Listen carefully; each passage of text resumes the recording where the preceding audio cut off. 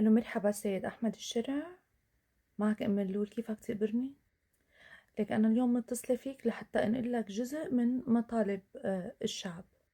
شوف عزيزي، أول شيء الحرية لا تتجزأ، بما معنى حرية سيئاننا وفخاتنا لا يتجزأ عن حرية أردافنا وبزنا، يعني نفس الحرية ونطالب بها كاملة. يعني بدنا حرية إنه سيئاننا وفخاتنا يتنفسوا، بدنا نحنا هيك نطلع ونعرضهم للهواء، يعني إذا بتريد، يعني بدنا حرية الشلح، بدنا نشلح، عرفت؟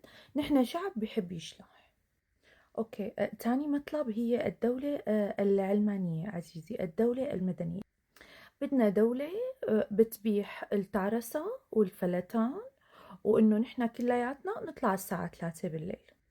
غير هيك بتكون إسلامي متعصب. ها، دير بالك تقبرني، ما بريدها منك. نعم، شو؟ لسه في أمهات عم بتدور على أولادها بالمعتقلات وبالبرادات؟ يو عن جد؟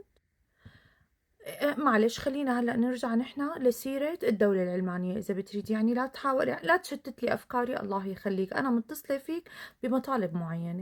لا تقبشني، بعرف أنا بعرف إنكم أنتوا فتوا على إدلب وحمص وحما وحلب وما واجهتكم هي المصاعب، بس معلش بدك تتحملنا، الله يخليك.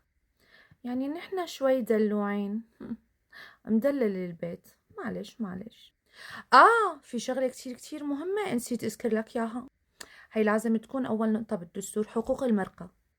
هلا شوف عزيزي، في مرقة دجاج وفي مرقة لحمة لا سوري حياتي عم امزح معك، لا معلش عم اضحك، انا شوي دمي خفيف.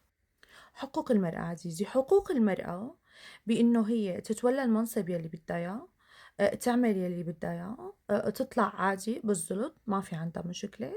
بدها مساكنة عادي عطوها، نحن بدنا المساواة. يعني شلون؟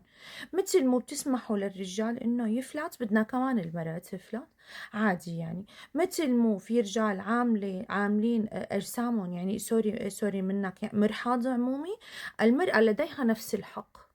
دير بالك ها عزيزي، حقوق المرأة كتير مهمة.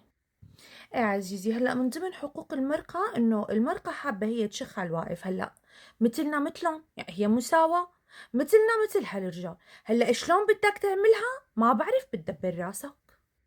بنهاية مكالمتنا ركز لي كتير على الدولة العلمانية. ايه هي الدولة العلمانية، الدولة المدنية كتير مهمة.